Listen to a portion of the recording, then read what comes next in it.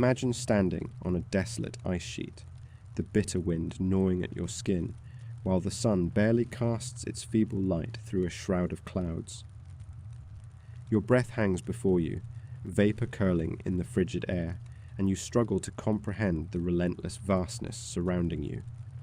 The only sounds are the howling wind and the grating crunch of ice beneath your boots, each step a reminder of your isolation and desperation. Tonight, we are looking at a story of human endurance, ambition, and the thin line between survival and madness. In 1881, a group of determined men embarked on an expedition that would lead them into one of the harshest environments on Earth, the Arctic wasteland of Cape Sabine.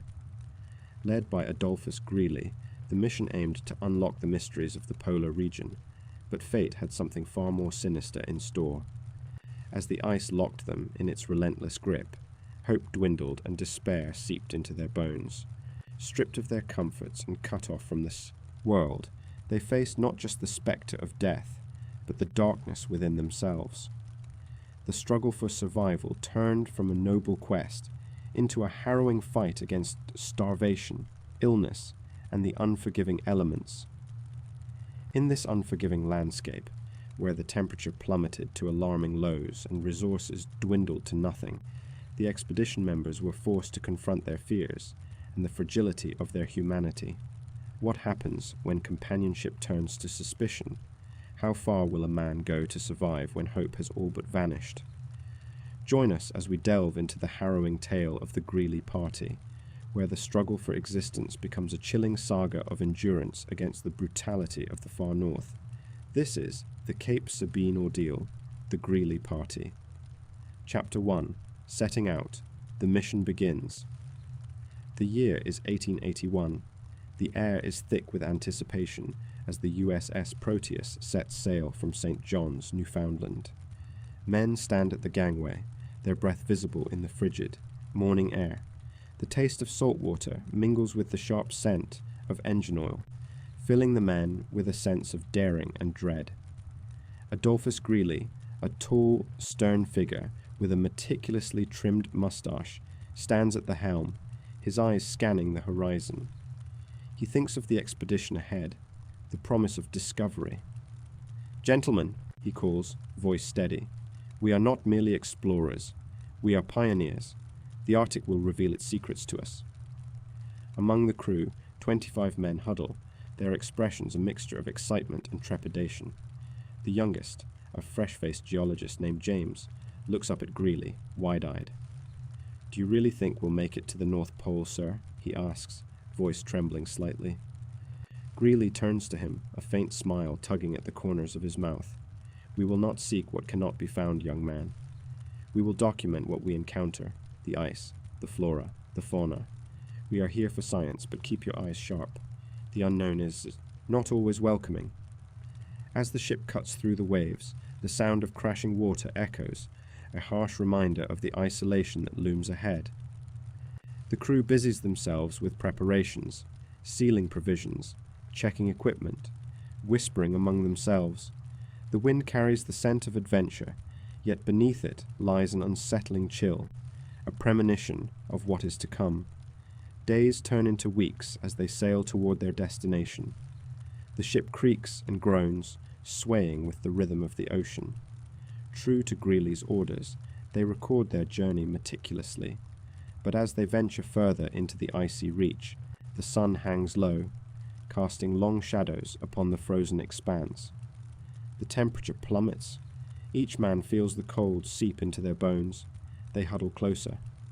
Anxiety grows, whispering along the edges of their conversation. A member of the crew, a stout fellow named Smith, wipes his brow, though beads of sweat have formed against the chill. "Haven't we been pushing too far, Greely?" he murmurs, casting a furtive glance at the horizon. Greely's gaze sharpens. "Danger lies in hesitation as much as in boldness, Smith. We are on the brink of monumental discovery." His tone is firm, yet there's a flicker of doubt behind his resolute eyes. In the layers of ice beneath them, dangers lie dormant, sleeping until disturbed. As they sail closer to their goal, the landscape shifts. The ocean becomes a field of ice, its flat surface deceptive, hiding depths both fathomless and treacherous. The crew marvels at the magnificent sight, vast and serene, yet they cannot shake the feeling that something is wrong. An uneasy silence blankets the ship at night, with only the sound of ice cracking in the distance to break it. At night, the men gather in the cramped quarters of the ship. They share stories under dim lantern light, the stories growing darker with each retelling. One man leans close, voice low. "I heard tales of those who never returned from the ice," he says, eyes darting. "Men who lost their minds, frozen in time, wandering forever among the drifts." Another shakes his head, attempting to dispel the atmosphere.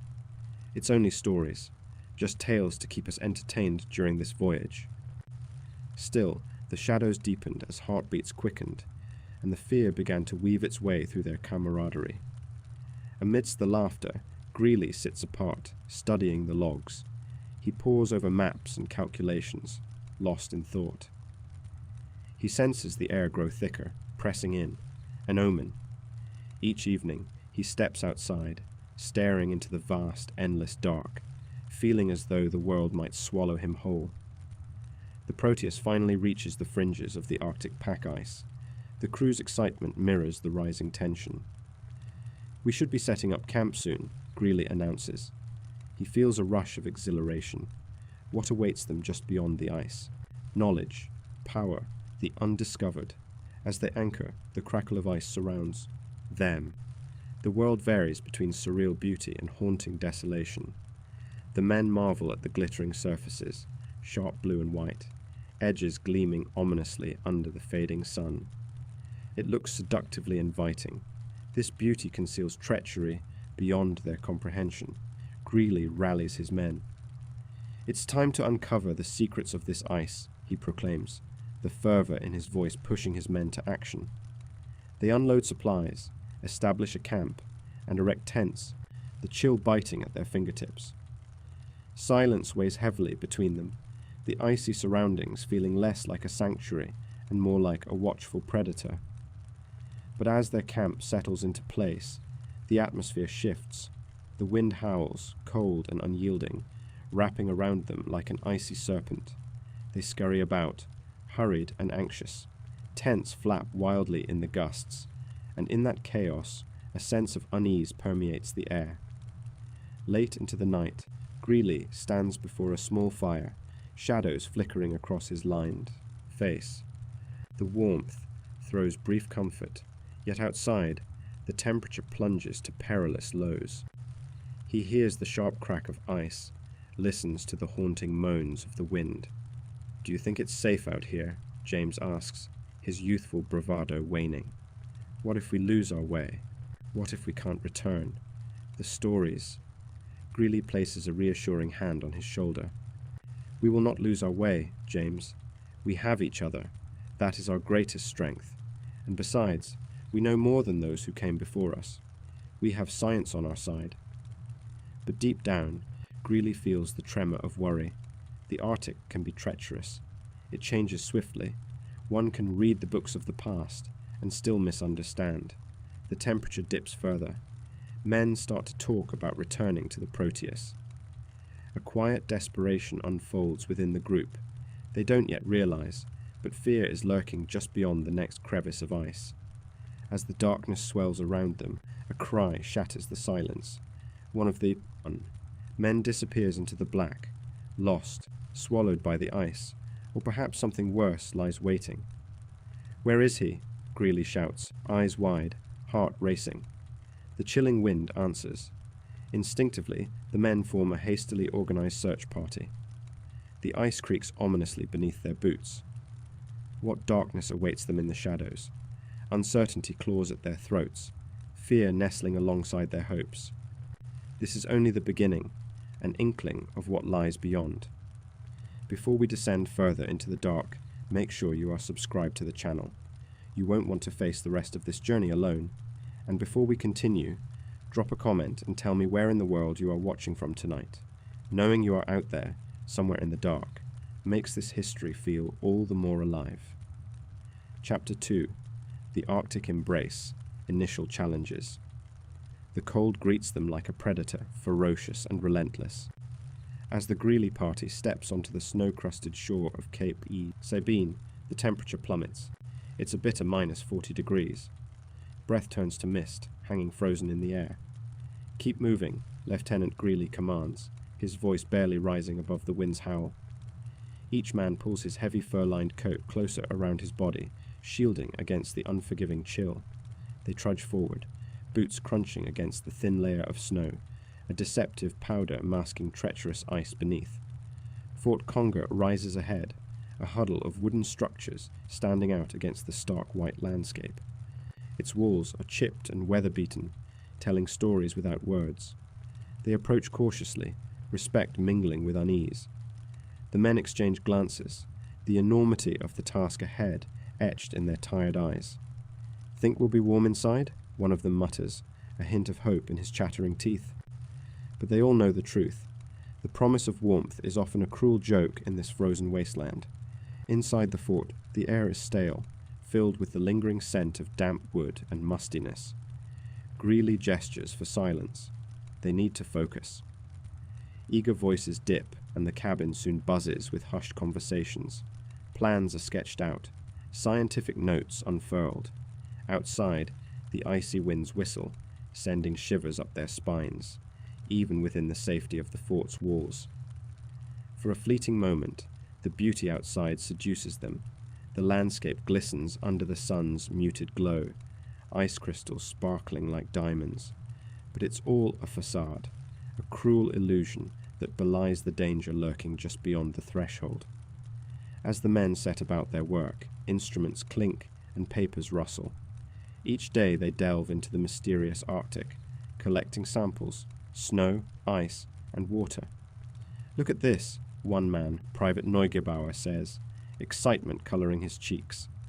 He holds up a thin, glimmering sheet of ice, its surface smooth and curious.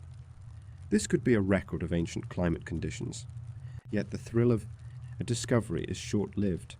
With every passing hour, the brutal truth creeps in. Ice blocks grind against each other outside, a constant reminder of the lurking danger. The fabric of their initial optimism begins to fray.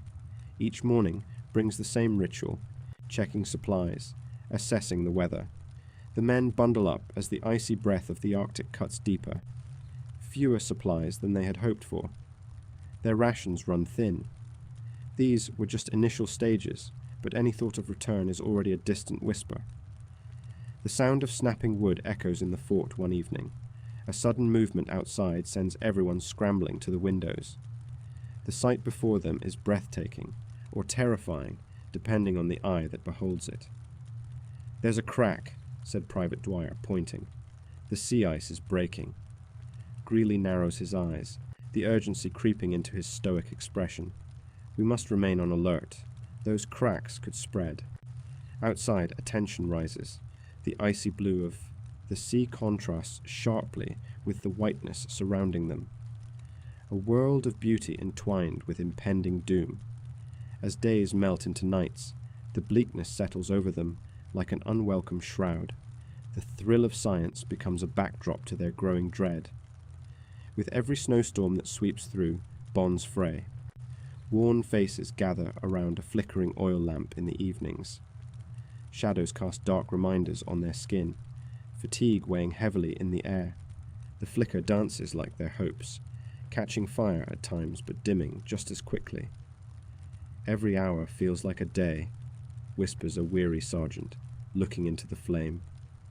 The weight of confinement presses down on their spirits, the chilling grip of isolation burgeoning with each snowflake that falls outside. Weeks bleed into one another, conditions worsen, supplies dwindle. "We've got to ration harder," Greely states flatly, setting an order none dare ignore. The men march to their assigned tasks, but they're sluggish. Movements speak of their growing desperation, like an unspoken pact. Every meal is a contested choice, a dwindling cup of meat, a few frozen biscuits. The cold gnaws at their bellies, and morale begins to fracture.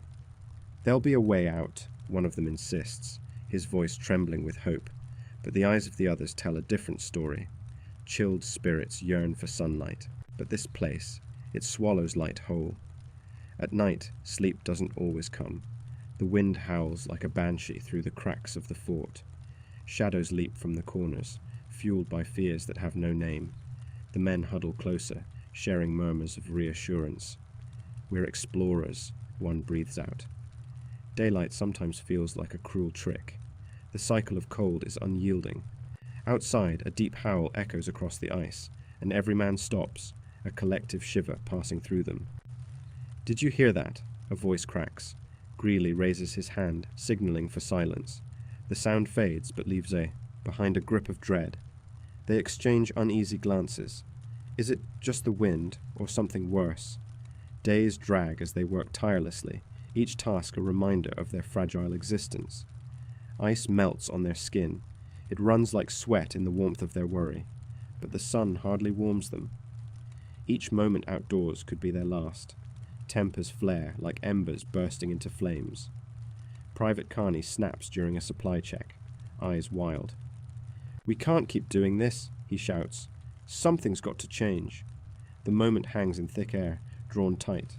Greely's jaw clenches, yet he knows the truth. Whatever cracks beneath the surface threatens to shatter their fragile sanity.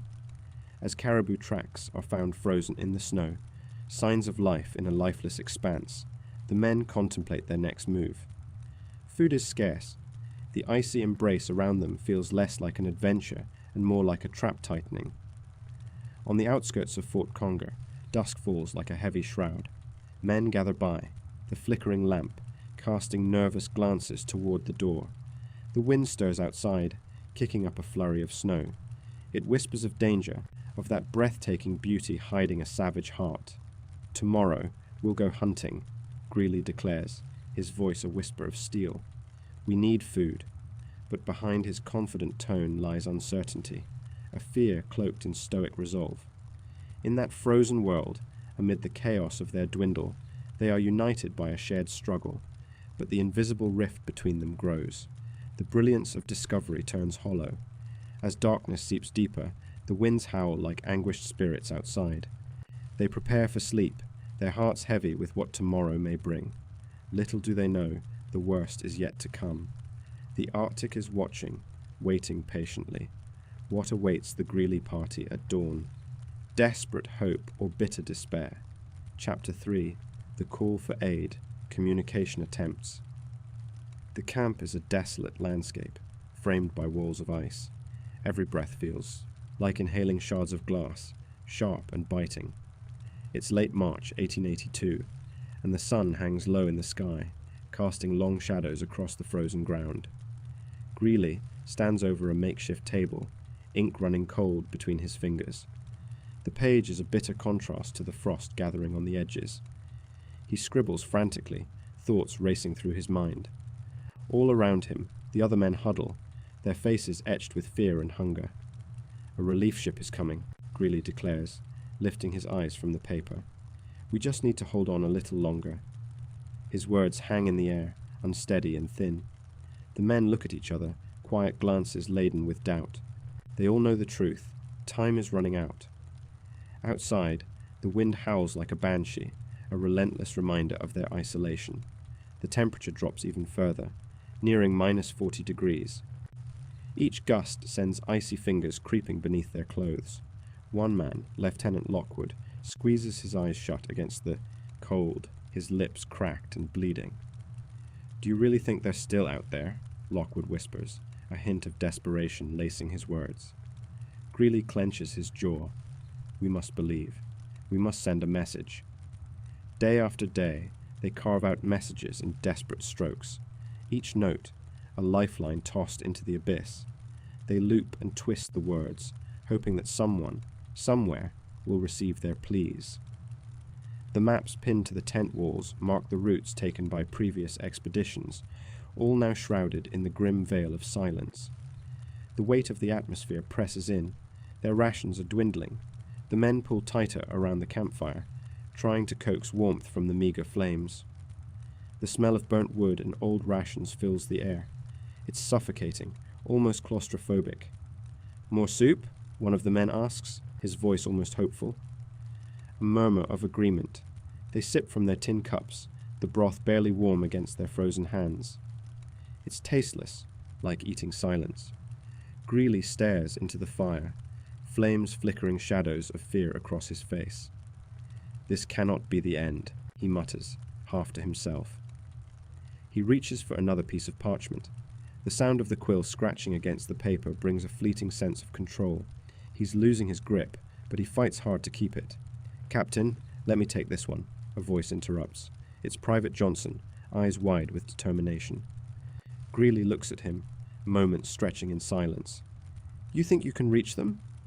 "I have to try," Johnson replies, chin raised defiantly. There's something about his spirit that ignites a spark in Greely. "Then go," he says, sensing the urgency in every word. The journey to a suitable position for a signal flag is treacherous. The ice groans, shifting underfoot, as if alive. Johnson steps carefully, each crunch under his boot a reminder of the dangers lurking beneath the surface. For what feels like hours, he trudges forward into the blinding white. The sun barely manages to heat the air, yet here he is, straining against the odds, armed with nothing but hope and sheer will. The act of sending the message becomes a ritual, a prayer whispered into the void. He finds a ridge, a high point that might be visible across the bay. Placing the wooden signal board down, he prepares to write the message that could alter their fate. His fingers tremble, not just from the cold. "Help us," he scrawls, a simple plea. Below, Greely Party, Cape Sabine, written with the raw urgency of survival. The wind snatches at the paper, desperate to unmoor it from its foundation. Johnson waves frantically, hoping someone far away might see him, that his voice can break through the silence. But the only response is the wind, howling in mockery. Each second feels like an eternity. In the camp they hold their breath.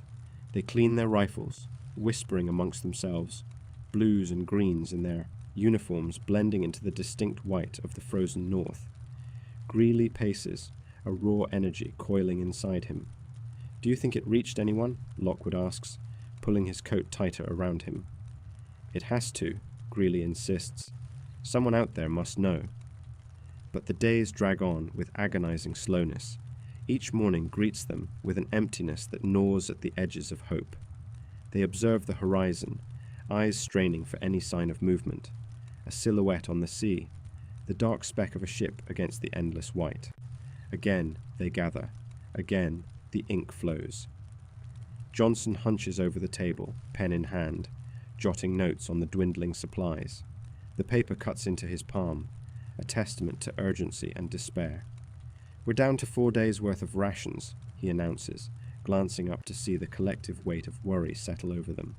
The shadows in the tent grow darker. "If we don't hear anything soon—" "We will hear," Greely interjects, forcefully. "We must send another message. We can't give up." The men nod, but their resolve wobbles under the weight of reality. The tent feels smaller, walls closing in as they contemplate their fate. At the end of that week, another attempt is made. This time, there's a twist of metal looping in the sky above, a homemade signaler attached to a kite, a bizarre, hopeful contraption designed to catch a far-off glance.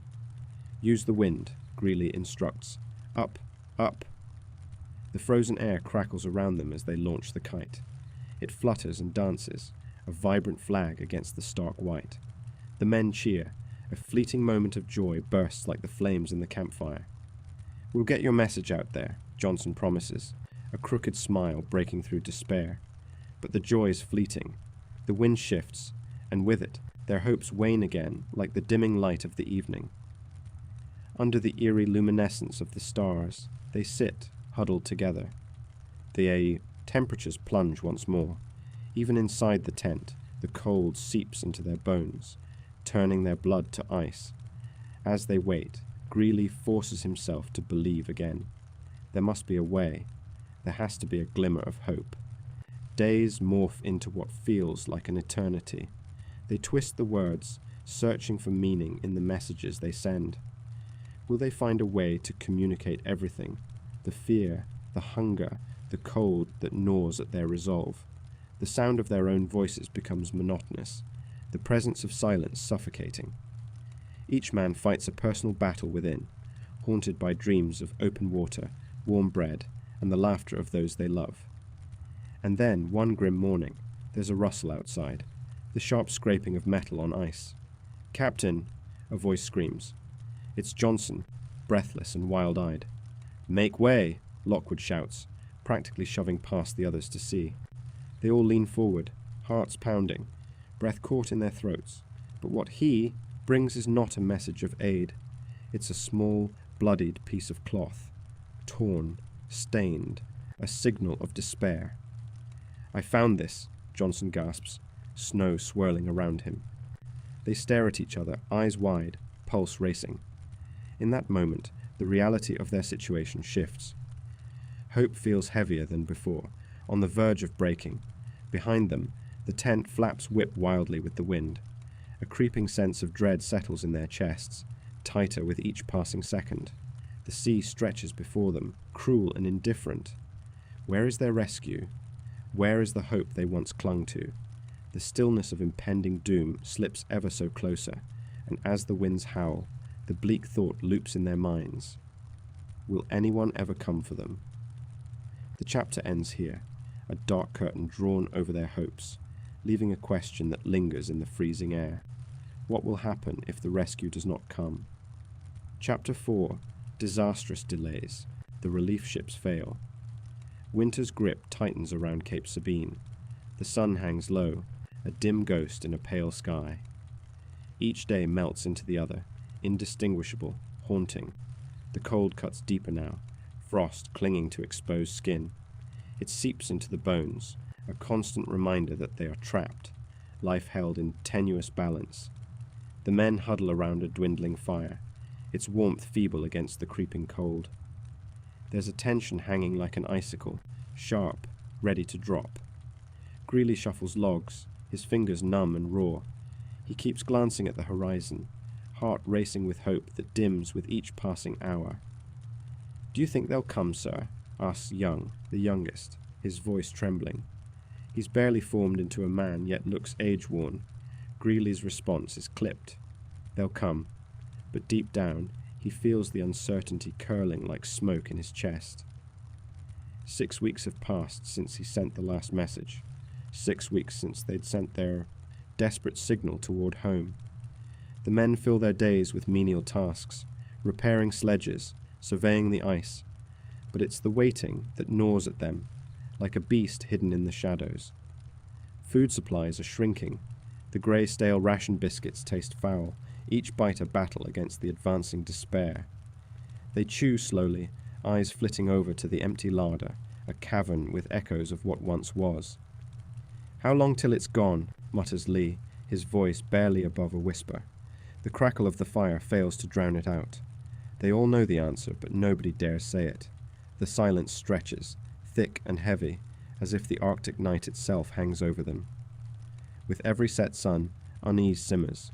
Some grow restless, pacing, while others stare blankly at the horizon. The ice creaks and groans, adding to the growing symphony of isolation. Then there are the dreams. They come like whispers in the night, visions of warm kitchens and fresh bread, of laughter echoing in warm taverns, back home. Greely struggles to remember what those comforts feel like, what the laughter of the people he loves sounds like. In the depths of the night, he holds his breath, afraid to sleep, afraid to dream. "Sir," a voice cracks through the layer of anticipation. It's Sergeant O'Neill, face flushed and eyes wide. There's an urgency in the air, electric and thick. Ice flow reports shows unusual movements. It's shifting. Words tumble heavily from Greely's lips. "We need to move the provisions." Together, they rearrange their stores, urgency fueling their actions. The bitter wind whips through the camp, biting skin and carrying the scent of frost. Supplies hoarded now become a lifeline, each item a testament to their struggles, but it's hard to ignore the hollow echo of dwindling rations. Even as they work feverishly, the threat looms like a dark cloud. There's a gnawing doubt, what if help doesn't come? The relief ships, promised and expected, should have arrived, But time slips like the melting ice, their lifeline fading. Days bleed into weeks. A pall hangs over the camp. On some mornings, just breathing feels like a chore. Huddled in the tent, Green finds comfort in the warmth of other bodies, the way they share their breaths, how their closeness offers a momentary reprieve from the biting cold. "Do you think they know?" Young barely whispers, eyes round with fear. But nobody answers. They all wonder. Have they been forgotten? The question settles like an anchor in their chests, weighing them down. On a bleak day marked by low-hanging clouds, their spirits fracture further. The smell of burning oil lingers in the air, mingling with despair. Greely leads a small team to scout the ice. With every step, the crunch beneath their boots is a stark reminder of their isolation. "Look there." Greely points over the lip of snowy terrain. He squints into the distance. A dark form shimmers on the ice, a mirage perhaps. It feels unreal and cruel, a trick played by the freezing air. Each man holds his breath, the hope colliding with desperation. "It could be the ships," Lee offers, wild-eyed and alive with possibility.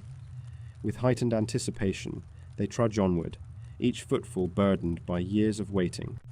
But as they near the supposed site, a bitter truth awaits. They stand, desolation washing over them. Icebergs, jagged and menacing, rise like tombstones marking the loss of hope. The dark form was nothing, just shadows, just tricks of light. Damn it, they said they would come. Young vents, his frustration breaking free. He kicks at the ground, sending up clouds of snow. Greely watches, the tremor of anger in his chest mingling with helplessness. "We need to keep our heads," he insists, but inside, doubt swirls like a violent blizzard. What if this was it, the slow surrender of their own agency, a cruel joke played by fate? As night falls, the camp gathers around the fading embers. They share stories of home, snippets of laughter, the smell of steaming pots, soft beds. Each word serves as a sweet poison, vivid reminders of lives slipping further away. "Remember when old Griggs tried to cook that raccoon?" Harris chuckles, but the laugh is strained. It quickly falters under the weight of the biting cold. A murmured agreement rises against the chill, a collective pretending that warmth is still among them. But reality crashes back as a thin howl slices through the night, wind against ice, chilling and piercing. The men shudder, instinctively pulling closer, yet the pull of desperation is louder. "Did you hear that?" Young whispers, eyes darting. "Yes." Greely licks his cracked lips, tasting the dry salt of fear. "Keep watch." But beneath the bravado, dread weaves through them like an insidious thread. Each night stretches longer, the darkness now a palpable entity, wrapping around them like a shroud. Weeks melt away. The darkness becomes familiar and suffocating. Supplies dwindle to a cruel mockery of what sustenance means.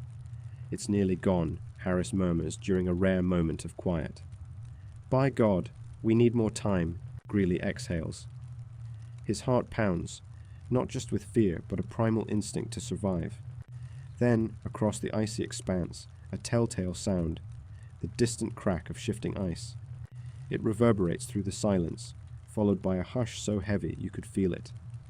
The men recoil, on edge, but there's nothing to do now but wait. And wait they will, as the unforgiving Arctic holds them in its grasp. Their hope, a flicker amidst the chilling winds. Just then, one of the men, distant seeming, suddenly snaps. "If they're not coming, we'd best be ready for the worst." His words hang heavy, a threat cloaked in uncertainty. In the darkness, hearts race, but the question remains, what worst lies ahead? Chapter 5. Winter's Grip, preparing for the harsh season. The air feels different now. It's heavier, thick with the bitterness of encroaching winter. Each morning, a frost crawls over the tents, a relentless reminder that the Arctic doesn't forgive. The sun dips lower, casting long shadows across the white expanse of Cape Sabine, slicing through the remaining warmth of the day. In the makeshift kitchen, the men work quickly, hands trembling from the chill. The breath of each man fogs in the frigid air, disappearing like their hopes, thin and ephemeral. "We've got to make this last," says Lieutenant Greely, his voice strained, a slight tremor in his hands as he fingers the last of the pemmican. Each tightly rolled ration feels like a lifeline now, every ounce a treasure in this bleak land. There's little left but the painstaking remnants of summer's toil. Outside, the landscape transforms. The sharp bite of the wind cuts through layers of clothing, seeping through the seams, chilling skin beneath. The snow crunches underfoot like broken glass, each step a reminder of the unforgiving terrain. Hunting parties form. The sound of rifles crackles through the air, sharp and jarring against the whispering winds. They look for game, anything to sustain them through the long months ahead. But success is elusive. In the distance, a group of men huddle. Their breath forms small clouds as they exchange whispered doubts, casting sidelong glances at the barren land. "Nothing's been stirring for days," one says, wiping his brow despite the chill. What if the seals have left? Drained of energy, their spirits sag under the weight of despair. As the sky greys over, the old resolution fades. They shift into survival mode, minds calculating and recalibrating. Every man knows the stakes. Fewer rations means drastic measures. "If we're to make it," Greely declares, gathering attention, "we must ration wisely. A mere scrap can mean life or death." With grim determination, they gather in a circle, poring over the supplies with a meticulousness born of desperation. The half-empty barrels mock them, each indiscernible meal now a vital calculation. "Just a spoonful, no more than that," one murmurs, while another bites his lip, the worry etched deep in his face. They split what little reindeer meat remains. The smell of dried blood and earth hangs in the air. Every taste, once a luxury, is now a grim duty. "It's better than nothing," Greely insists, though the distant stare in his eyes reveals he doubts even that. Weeks stretch thin in the isolation. Silence permeates the camp like a heavy fog. Nightfall brings an oppressive darkness. The stars blink through the frostbitten sky, a mocking display of beauty in this savage realm. The men rally around the fire, their faces flickering with orange light, mirroring the warmth fueled by hopes they dare not voice. Silence falls among them, a shared understanding that they have crossed an invisible line into the unknown. "We've got to work smarter, or we won't survive," Greely urges again. The bravado settles over his words like a comforting layer of fabric, but the men remain skeptical. Shadows twist on the tents, yet beneath it all, an urgency quakes. Frigid nights throb with whispers of fear. The howling wind carries snippets of men's pasts, laughter, family, comfort. Faces appear in their thoughts, laughter interrupted by the bleak reminders of their current plight. Each man battles his own demons, the battle for sanity as crucial as finding food. The following days blur into a relentless cycle of hunting and rationing. They scour the barren shores for remnants of food, for the traces of life hidden beneath the snow. Greely's leadership is tested, his every decision weighed in the balance of survival. One morning, a crack cuts through the icy air. Word spreads like wildfire. A group has spotted seals. Excitement and dread latch onto their hearts simultaneously. "It's a risk," one warns. "We can't afford to lose anyone." Yet the siren call of fresh meat is undeniable. As dawn breaks, every man feels a rush of adrenaline. They pack their gear, each piece heavy with expectation and hope. Greely's heart beats loudly within him, a war drum urging him forward despite the gnawing dread echoing in his gut. "Stay sharp, stay together," he commands as they set out, the cold wrapping around them like an impenetrable cloak. The wind lashes against their faces, stinging and relentless. Every muffled step crunches underfoot, blending with the rhythmic thud of their hearts. Hushed whispers float in the shimmering air, a mix of reverence and fear. The seals lie ahead, oblivious to the desperate eyes watching from a distance. Finally, they spot the thick, blubbery forms basking on the ice. Greely raises his rifle, hands steady, breaths steady. His mind races with calculations. The tension rises. every heartbeat felt, thunderous against the stillness of the icy realm. "On my count," he murmurs, voice low. Then silence. Even the wind seems to pause. Each man fixates on the quarry, the hunt about to unfold. But just as he opens his mouth to shout the command, an ear-splitting crack pierces the air. A fissure runs through the ice beneath their feet. Panic erupts. "Move! Get back!" someone screams. Foaming desperation ignites as men scramble, the weight of their every mistake colliding with reality. The searing cold retreats momentarily, replaced by a rush of adrenaline. Bellowing chaos ensues. A man slips, splashing into the frigid water, screams swallowed by the icy depths. A chilling dread settles deep within the remaining hunters. Survival instincts clash with the frantic urge to save. "Pull him out!" Greely shouts, wrestling against the chaos. But the ice has betrayed them, a treacherous layer that offers no solace. As the last rays of sunlight fade into the greying horizon, a bitter taste creeps into their mouths, turning the thrill of the hunt into a chilling reminder of fate's cruelty. The reality sets in. Winter's grip has tightened. Supplies dwindle, trust frays, and the cold seeps deeper into their bones. The men stagger back, shaken and hollow. Greely's heart weighs heavy. They've pushed too far into the unknown. How much longer can they endure? Farther in the distance, the sun sets on another austere day, painting the horizon in shades of despair. The silence whispers of their impending doom, a chilling question looming larger with each passing moment. What will they do when hope runs dry? As darkness envelops them, the shadows deepen. The next storm approaches, and with it, a storm of uncertainty. They must turn to each other, but will it be enough? Chapter 6. Desperation sets in. The fight for food. Winter envelops Cape Sabine like a suffocating shroud. The sun barely rises, offering only a faint glow on the horizon. Ice stretches as far as the eye can see, glistening and threatening. The men of the Greely party huddle against the biting wind. Their faces, gaunt and sunken, betray the constant gnawing in their bellies.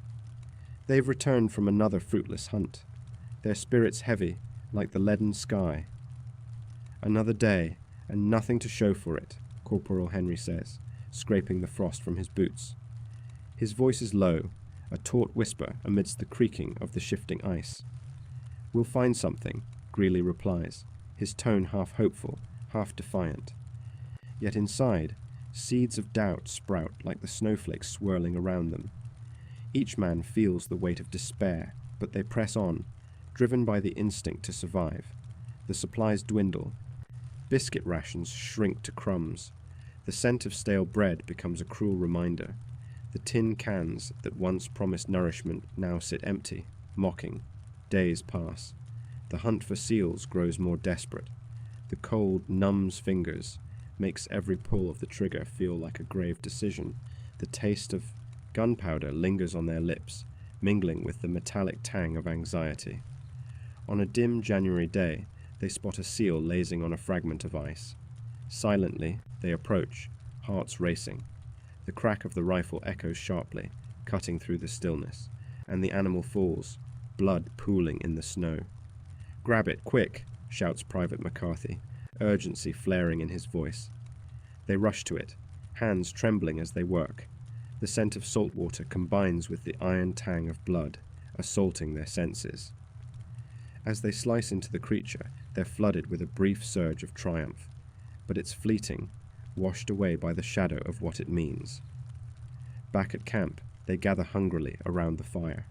The meat sizzles, releasing a barely remembered aroma of warmth and comfort, but the joy of the moment is harshly tainted. "Survival is turning us into animals," Private Collins mutters, his voice heavy with shame. He tears off a small piece with shaky hands, chewing, slowly, lost in thought. "How many more times can we rely on this hunt?" Corporal Henry asks. His eyes drift to the sled dogs, their hollow sides and sad eyes mirroring their own plight. Days linger, marked by cold and silence. The survivors grow weaker, tended by desperation. As the temperature plunges to -40, they confront the grotesque choice simmering beneath the surface. The dogs, once companions, now become shackles of guilt. The men exchange furtive glances. It happens one bitter evening. The fire crackles feebly against the cold, revealing the deep-set shadows on their faces. "We need to think of food, not friends," Sergeant Connolly says, the words cutting through the silence like a knife. They all hear the meaning, the dread underlying his proposition. "Not the dogs," starts Private Jennings, but he falters, the thought too monstrous to voice. "We have no choice," Connolly snaps, desperation sparking fury. A dark silence looms, each man grappling with their conscience and their stomachs. They consider the truth. The fight for survival has a price. Days turn into weeks, each tethered to their choice by fear and hunger. The atmosphere shifts as reality sets in. That sense of community phrase, replaced by an instinctual urgency for life. One morning, with frost still clinging to the air, they sit beside the meager fire, shivering. The last of the bread is gone. Their bellies ache and gnaw. "I don't want to see another man die because of pride," Greely says, the weight of command pressing down on him. The men look at each other, uncertainty knitting their brows. In the deafening quiet, the first dog goes. On that cruel night, voices fall silent. They gather around, the shadows heavy on their hearts. What once bounded alongside laughter now lies in cold death. "We'll take what we need," Connolly states blankly, knife flashing in the dying light. As the first cut is made, the piercing howl of sorrow echoes across the ice. It is a sound that will haunt them forever, a lament for lost innocence amidst the madness of survival. When the men sink their teeth into the flesh, it is warm yet chilling. They are both horrified and compelled, each bite tasting of despair and life. "Is this what we've come to?" McCarthy coughs between bites, his eyes wide with disbelief. "We must survive," Greely firmly replies, yet he knows this will change them all. The resolve hardens, but the reality gnaws at them like the hunger they attempt to stave off. The bond they shared is fragile now, splintered by the burden of their choices. As the temperature continues to plummet, new decisions loom on the horizon. They brave the hunt in the darkest hours, searching the infernal wilderness for whatever glimmer of hope remains, while fear edges in. With each dawn, the horizon appears bleaker. They notice the desperation in each other's eyes. They know the animals have become, like them, starving, instinctual, motivated purely by survival. "We are the last of ourselves," Collins whispers, his voice thick with emotion. "You thought it would be adventure," Connolly scoffs bitterly. "Every man for himself now." The tension thickens, palpable in the cold.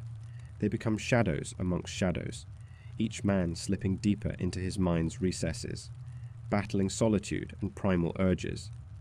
Days drag on in a blur of exhaustion and desperation. Each moment stretches like the long polar nights. They hear the wind howling like a banshee, mocking them, reminding them of their plight. Greely looks into the eyes of each man, seeing lost souls struggling against their descent. The fight for food has become a fight for their very humanity. As they toast to their survival that night, their hands tremble, the weight of their reality pressing down. They are on the brink, one step away from complete surrender. In the flickering firelight, shadows, dance, conflicted men trapped in a cycle of despair and necessity. What must they forsake to stay alive? How will they face their choices when dawn breaks again? And what happens when even the dogs no longer remain? Chapter 7. The Cost of Survival. Sacrifice is made. The ice cracks beneath their boots, a sharp sound that echoes across the frozen expanse of Cape Sabine. It is a sound that ignites a shiver down their spines. It is not just the cold, it is the knowledge of their situation. The men of the Greely party watch the sun dip below the horizon, painting the sky with hues of bleeding orange and deep crimson. The beauty is haunting, the last light of day mocking their struggle for life. Food supplies have dwindled to almost nothing, the little provisions they brought now long gone. The rations they once divided into careful portions are nothing but memories. Laughter has turned to silence, an absence so palpable it wraps around them like the Arctic wind. "Lieutenant, we need to discuss rations again," one man says, his voice tainted with dread. It's Private Creely, a boy barely out of his teens. His face is gaunt, eyes hollow and sunken. They all feel it, the hollow ache in their stomachs, the emptiness that gnaws at their spirits. "Do what you must, Creely," Lieutenant Greely snaps, his voice a mix of authority and exhaustion. "But we can't afford to weaken the morale." The men hear the cracks in his confidence, the strain of command pulling at him like the bitter cold. That night, the temperature plummets even further, biting through their thin blankets. The inside of the tent smells of sweat and despair.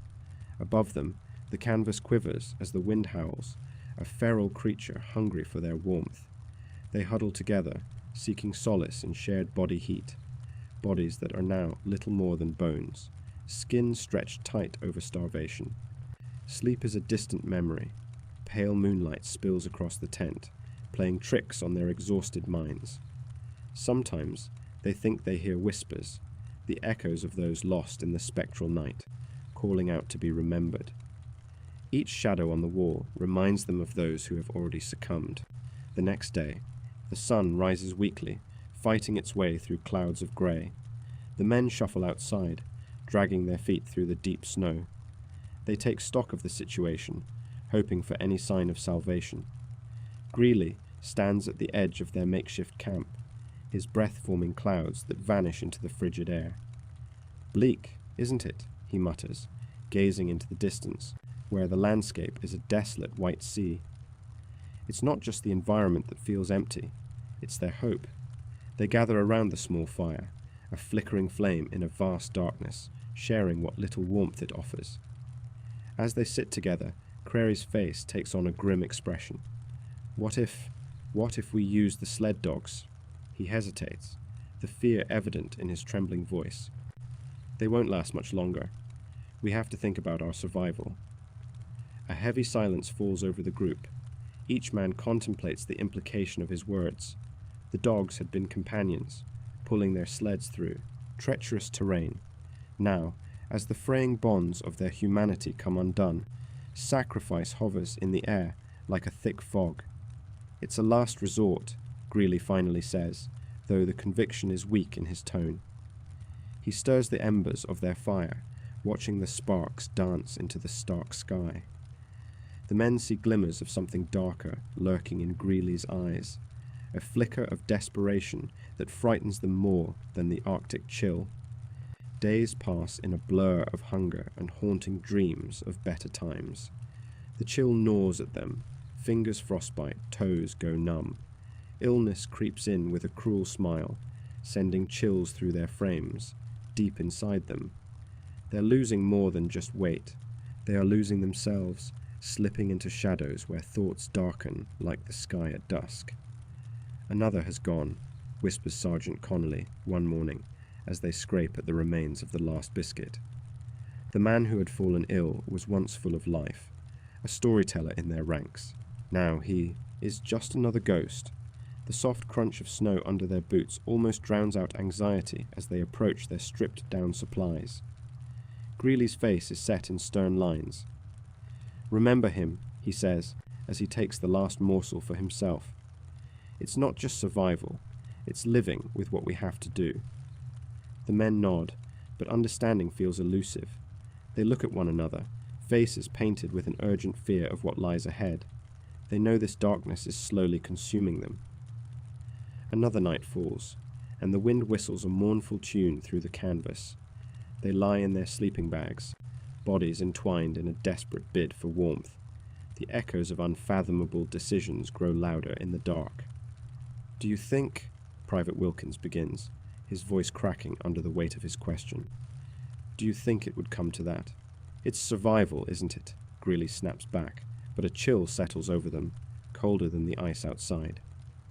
The implications linger, and they all feel it, like air before a storm, thick with tension. As days bleed into nights, a decision festers among them. Creely speaks up one morning, breaking the oppressive silence that blankets their camp. We could split up. 2 go to find help, while the rest hunker down here. His excitement for the suggestion is quickly quelled by fearful gazes. Nothing is out there, Connolly rebuffs, despair etched into his tone. We'll not make it if we go 6 ways to Sunday. Yet, that seed of idea lingers, rotting beneath their only means of survival. The men are trapped not just by ice, but by morality. Each man knows the unspoken truth, the choice they might face soon. The fire crackles, but it can't warm the icy grip of fate closing around their throats. As the days stretch on, they clutch at fraying memories of family, warmth, and delicious food, little things that once filled their lives with joy. Now, they are nothing but fading, recollections, taunting them with what they cannot have.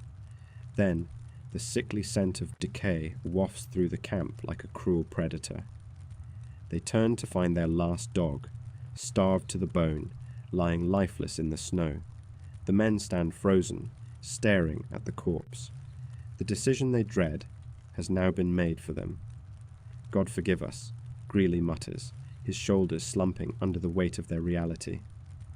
What have we done? Crary whispers, tears freezing on his cheeks. But survival, primal and relentless, grips them all. The men may sacrifice everything, including their humanity, to escape the icy grasp encircling them. The air grows heavier with each passing moment, saturated with dread. Which of them will be next? As they gather around the remains of the campsite, a single question hangs unasked between them. How far are we willing to go to survive? And in the silence that follows, they realize the toughest decisions lie ahead, each one heavier than the last. The fire flickers weakly, casting long shadows that seem to reach for them, as if even the darkness knows what it wants.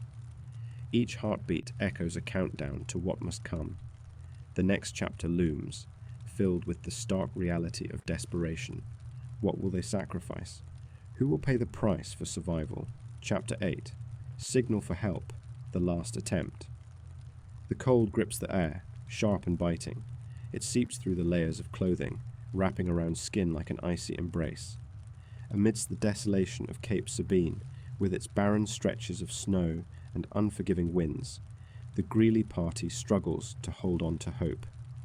In the dim light of a flickering oil lamp, Lieutenant Adolphus Greely sits hunched over a map. His fingers tremble, not just from the chill, but from the weight of his decision. The inked lines depict a terrain that has cost them everything. "We're running out of time," he murmurs, more to himself than anyone else. Standing nearby, Private William Bliss shifts, uncomfortably, the shadows washing over his drawn face. "Sir, it's too far. We're only going to lose more men." His voice quivers, echoing the flutter of uncertainty shared by the men gathered in the cramped makeshift quarters. The smell of burnt seal oil lingers, mingling with unwashed clothing, a pungent reminder of their suffering. "Do you have a better plan?" Greely snaps, eyes narrowing. It's a question laced with frustration, but also with a flicker of desperation. The weight of command rests heavy on his shoulders, like a yoke refusing to budge. "Perhaps we should just signal from here," Private Bliss suggests weakly. But they have sent signals before, flares fired into the endless night, smoky fires sending ribbons of despair into the sky, and no one has come. The silence that follows is thick, suffocating. The other men exchange glances, the unspoken fear hanging in the air.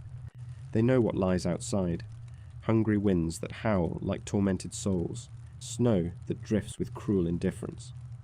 One man breaks the silence, Private Weller, his voice a low murmur. "It's a death march, nothing more." Greely's jaw tightens. He studies the ragged forms of his men, all weary, all hollowed out by the relentless struggle against the elements. They are fading, the light in their eyes dimming with each passing day.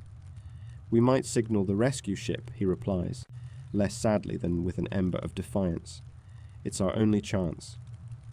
As the men begrudgingly nod, uncertainty still sits heavy among them. How many more times can they flirt with death? Outside, the relentless hiss of wind swirls around the hut, sounding like a distant lament for the lost. The decision is made. The scouting party will venture south, 2 men chosen from the beleaguered crew. Selecting who will go feels like a dance with the Reaper himself.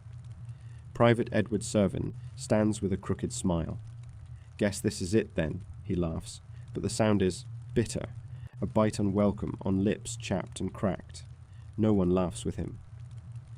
Just before dawn, the group sets out, a thin line of figures against the relentless white horizon.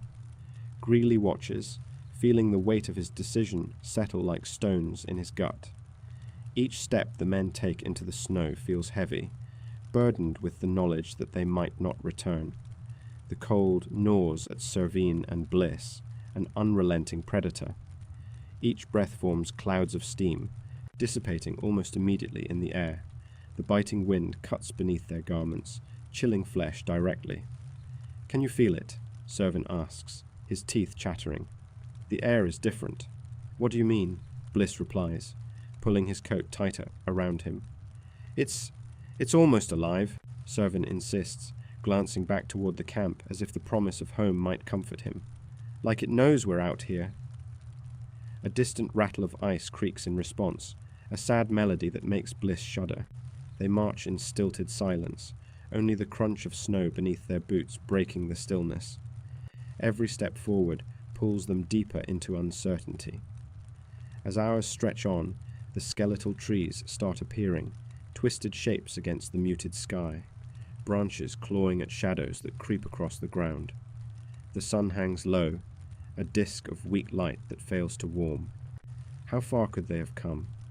The hopelessness carves deeper now, around the edges of their resolve. "Bliss," Servin whispers, hesitating. They halt together, the wind swirling around them like a phantom. "What if we don't find anyone? What if—" "We will," Bliss interrupts fiercely. "We have to." The conviction feels futile, like holding back the tide. Cracks of doubt widen beneath their feet, unseen rocks waiting to trip them up. As they continue, the landscape shifts, revealing an expansive ice field that stretches endlessly. The men's spirits begin to sag beneath the weight of the white. Expanse, bleak, empty. "Look," Servin gestures, pointing toward a distant ridge. Buried beneath layers of snow lies the twisted remnants of an old whaling ship long forgotten. Its wooden bones jut out at strange angles, an eerie skeleton of an era past, a ghost that haunts their venture toward hope. "This could be a signal," Bliss claims, desperation creeping in as excitement ignites a small spark within him. "The ship could have supplies, or it could be a trap." Suspicion hangs heavy in the air. Servin inhales sharply, tension tightening his chest, but the energy pulls them toward the wreckage, their feet instinctively following the thin path of survival. Inside, a pungent odor lingers, decay and despair intertwined.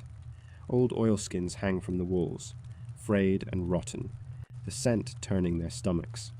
"This," Servin gulps, "wasn't abandoned long ago." "Doesn't matter," Bliss replies brusquely, scanning for anything of use. Each moment spent here drags them further from their original course. The feeling of anxiety clogs the air, tangible in their throats. Outside, the wind howls with a sudden ferocity, whipping snow into a frenzy. The world is swallowed by a white maw. With a crack echoing through space, a giant iceberg shifts, sending ripples of fear into their hearts. "We need to move," Bliss insists. "Now." They launch back out into the storm, hearts racing. The ice field is claustrophobic, and the shifting shadows feel alive. Servin's pulse pounds in his ears. The wind shrieks, drowning out reason. "Keep your eyes on the path," Bliss calls out, but the blizzard makes it impossible to tell where they're going. Snow bites their skin as they squint against the haunting whiteness. Every step feels heavier. The panic starts to crawl beneath the surface, a silent scream in the stillness. "We're lost," Servin shouts, his breath ragged. "We're never getting back." "Stop," Bliss snaps, grounding them both. "Focus." But the fierce wind and blinding snow make a mockery of their resolve. Just then, as they stumble forward in haste, a sound breaks through, low, drawn out. A distant moan that rises from the brinking abyss. It echoes through the air, a bone-chilling cry that seems to weave into their very souls. What was that? Servan's eyes widen in fear, looking back behind them as if the darkness might reveal some nightmare born from their own terror.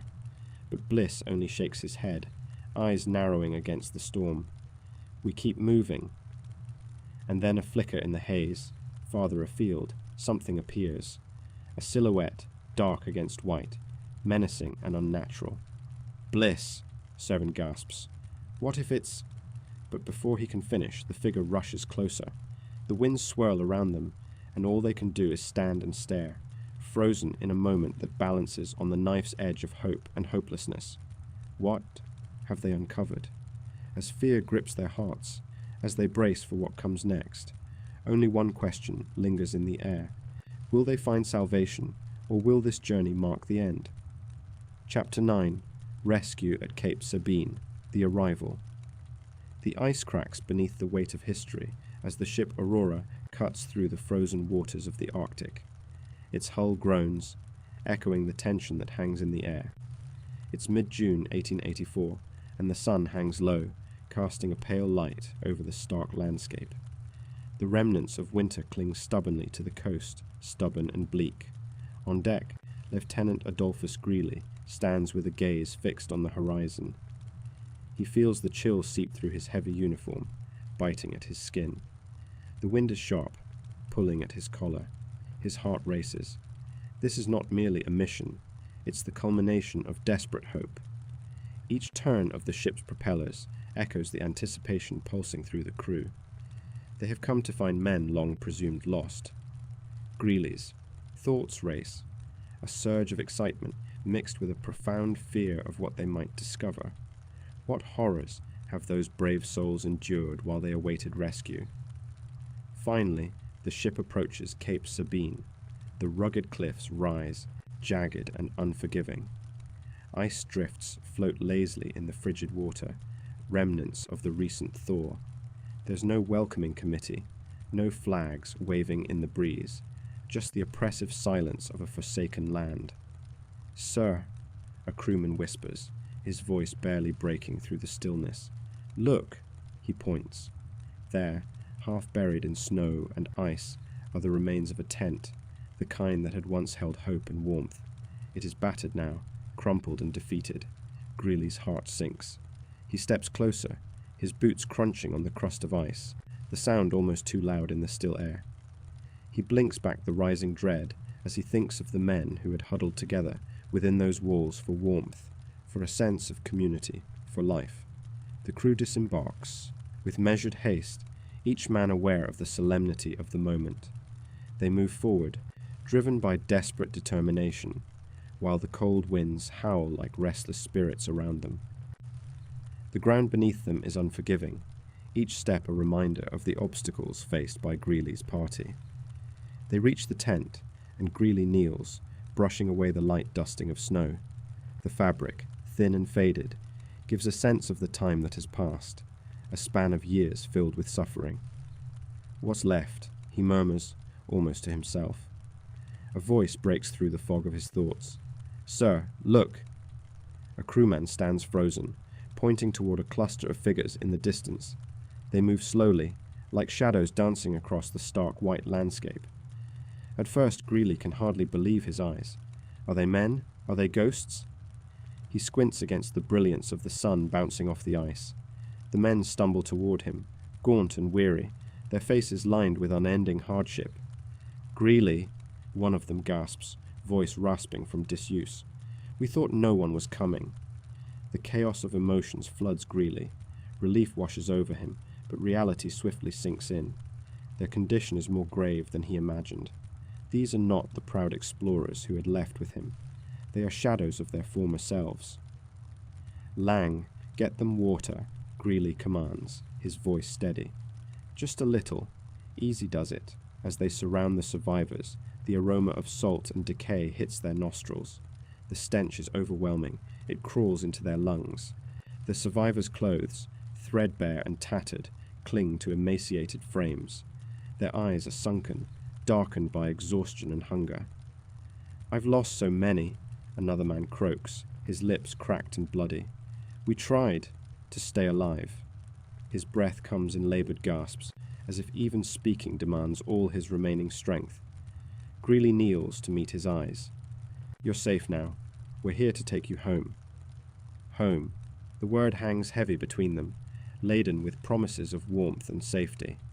But as Greely scans the remnants of their camp, his heart tightens.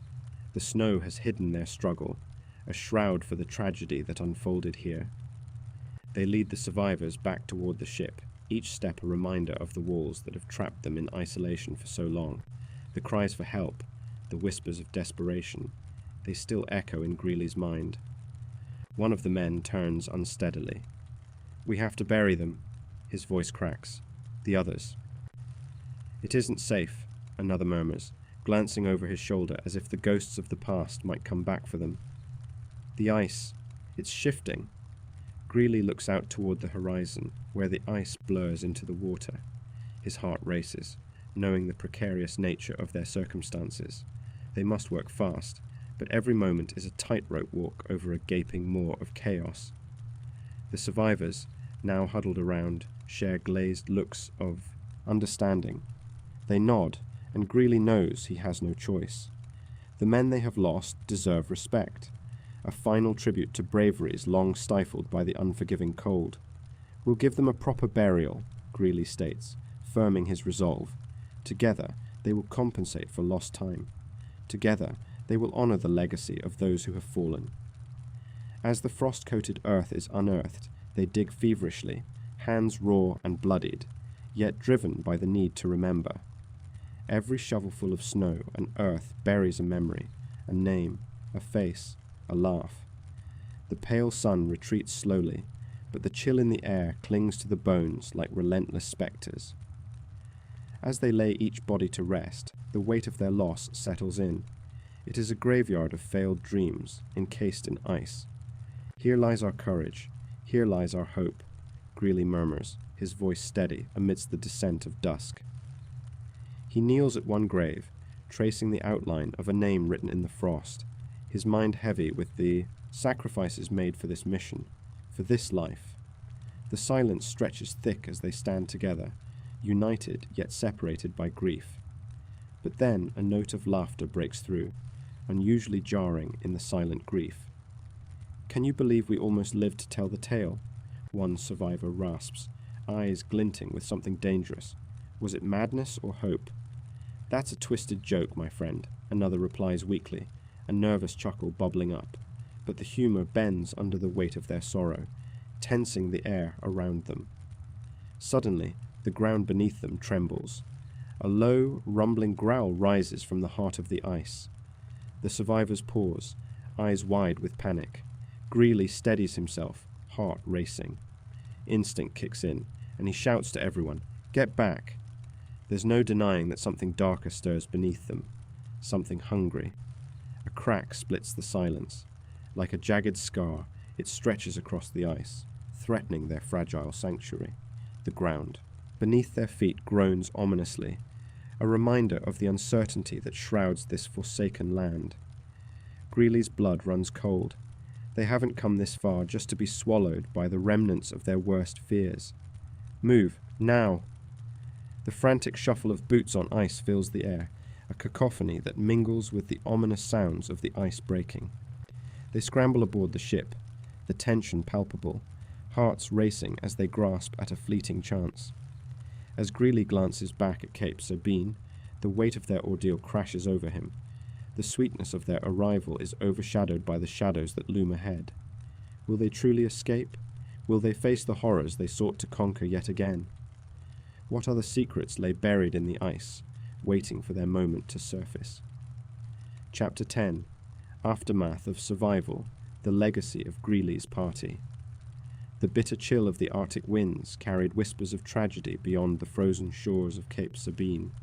The world had turned its gaze towards the Greely expedition's harrowing ordeal, consumed by the question everyone asked: how far would one go to survive? Each breath was a cloud of frost, the taste of endurance mingled with the salt of tears left uncried. As the sun began to rise over the icebound landscape, Its feeble rays barely pierced the bleak horizon. The remaining members of the Greely party were discovered among the remnants of their camp. Macmillan, with frostbitten fingers, holds tight to the last remnants of his hope, a tattered journal, its pages yellowed and stained. "We did what we had to do," he whispers, the words a tentative confession to the world he did not want to return to. Back in civilization, the reaction is a storm. At a hastily organized press conference, the room filled with the musty smell of damp wool and eagerness, Greely himself, pale and hollow-eyed, faces the onslaught of questions. "Did you eat your dead?" a reporter calls out, voice dripping with morbid curiosity. Greely's face tightens. "We did not choose our hardships," he replies, each word heavy with unutterable grief. In the days that follow, survivors and family members grapple with the fallout of cannibalism, a word that hangs over them like a dark shroud. The media, hungry for stories, breathes life into the grim reality. Skeletons dance on the fringes of every report. Rumors swirl like the winter winds they once battled. Their desperate choices implied a darkness steeped in sin. The scent of ignorance and judgment fills the air. Men gather in smoky rooms, their faces illuminated by flickering gas lamps. "It's a thin line between survival and monstrosity," one man remarks, pulling at the rough fibers of his coat in agitation. "There's a chill in the air, but it has nothing to do with the temperature. It's the creeping realization of what mankind is capable of." Meanwhile, the families of the lost continue to wait. In quiet parlors filled with the smell of burnt coffee and closed curtains, mothers receive letters that bring the shattering truth. "Your son, he fought bravely until the end," reads one letter, the ink smeared with the tears of a grieving family. The weight of it all lingers long after the ink has dried. Months pass, and yet the legacy of Greely's expedition evolves into haunting echoes throughout the annals of exploration. They become a cautionary tale for those drawn to the icy allure of the North, a blending of heroism with the deep-seated fear of the unknown. The cries of men battling ice, hunger, and despair settle into the bones of history, a reminder that nature is indifferent and man is frail. In academic circles, debates ignite, ranging from eulogies of bravery to stern denunciations of human desperation. "There are lines that should never be crossed," a professor proclaims, standing before a group of students who hang on every word, pens poised. What Greely did wasn't just about survival, it was a testament to the human condition, distorted by extremes. The young men listen, some skeptical, some riveted. "But would you?" one ventures, hesitating as if the question itself is sacrilege. "Would you eat another man?" His voice drops to a whisper. The air in the room thickens. Meanwhile, the scars of that icy ordeal cut deep into the souls of those who survived, haunting them long after they left the ice. Nathan, one of the last to make it back to civilization, sits in a crowded tavern, the smell of spilled rum and sweat surrounding him. He gazes into his drink, the brown liquid swirling like memories he cannot quite shake. He hears laughter, a cruel bark from a distant table, men telling stories that twist in the wind. "Remember when they found Greely?" A laughter erupts. "I'd have left them all for the dogs." A silence falls. Nathan's heart pounds. The taste of bile rises in his throat. Much like winter itself, the legacy of the Greely party is implacable. It seeps into the fabric of Arctic exploration, forever tinging it with tragedy and survival's cold embrace. Expeditions that followed would now carry an unspoken weight. Explorers become acutely aware of the choices that might lie ahead. What if it comes to that? They whisper to one another, frozen in the chill of the unknown.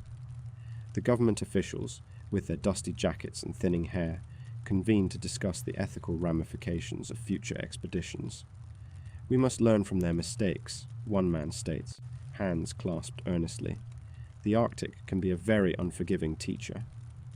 The walls of the room seem to pulse with the echo of their resolve, as if the weight of the lost lives demands a reckoning. But despite the deliberations and the discussions, what resonates most powerfully is the fear that gnaws at the edges of human instinct, the fear of what one might do when faced with the most primal of dilemmas. The world stands at the precipice of understanding, looking down into the abyss of human desperation. In private, Nathan writes letters, an outlet for his jumbled emotions. In ink smeared with the sweat of his brow, words spill forth. I dream of icebergs that loom large, shadows that haunt my thoughts. I close my eyes, and I am back there, faced with choices that no man should ever have to make. The paper feels coarse against his fingers, a stark reminder of everything he wishes to forget. But the past doesn't easily fade. Surrounded by the warmth of bodies in the tavern, Nathan finds himself adrift in a sea of faces. He feels the echoes of his lost companions, the cold touch of their presence threading through the noise. "You're still with me," he murmurs, not quite believing it, an attempt to anchor himself in the turbulence of his own mind. And yet, as with all stories of darkness, the legacy continues to flicker, awaiting its chance to be unveiled. The icy fingers of the Arctic stretch down into this heart of history, an invitation to remember, to ponder, and to contemplate the fragility of humanity when pitted against cold oblivion. As the camera moves on, drawing us deeper into Nathan's struggle, something shifts in the air. Dark clouds gather on the horizon of the past, signaling that some answers are yet to come. What would it mean to truly confront the legacy of desperation? What choices lie ahead when faced with the grip of the relentless cold? The world holds its breath, teetering on the edge of inquiry. Beyond mere survival, the haunting ethics unravel before us, asking, how do we measure the cost of life? How do we justify the shadows that linger? And as we look to the frozen north, we ask, what happens next? Outro, lessons from the Cape Sabine ordeal. As the shadows lengthen over the icy remnants of the Cape Sabine ordeal, we are left with a haunting legacy carved into the memories of those who dared to face the unforgiving North. The Greely party, valiant in their quest for discovery, were met not just by the relentless cold, but by the darkness that lurked in their minds, fear, desperation, and the slow unraveling of humanity itself. In their struggle for survival, they became a reflection of our own mortality. Each frozen breath, each gnawing hunger echoing the depths of despair. Their story is a chilling reminder of the thin veneer that separates civilization from chaos, of how quickly hope can turn to madness when confronted with the void. The ice that encased them does not merely preserve, it entombs their ghosts, whispering of both heroism and folly. What do we learn from their harrowing choices? They remind us that the pursuit of knowledge often comes at a price that can weigh heavily on the soul. The Greely party did not perish solely because of the elements. It was the crushing isolation, the gnawing hunger, and the erosion of trust that drove them further into the abyss. We stand here today, not as spectators, but as witnesses to their fate, contemplating what it means to push the boundaries of human endurance. Their ordeal teaches that nature is indifferent to our triumphs and tragedies. It challenges us to confront our own limits, to reflect on the very essence of perseverance. Yet, as we contemplate their struggle, perhaps we also wonder how well we would fare in a similar trial. Would our resolve hold firm, or would we succumb to the darkness? If this history has left its mark on you, leave a like. It tells me you survived the journey through a stark and chilling past. Drop a comment below. I want to know what part of this story haunted you the most. Was it the desperation in their eyes, or the eerie silence of a world where hope had been buried beneath layers of ice? And as we close this chapter, prepare yourselves for the next plunge into the shadows. A tale of betrayal and ambition awaits, one that weaves through the heart of a city famed for its splendor yet smothered by dark secrets. Will you dare to follow? The darkness calls, and it's whispering your name.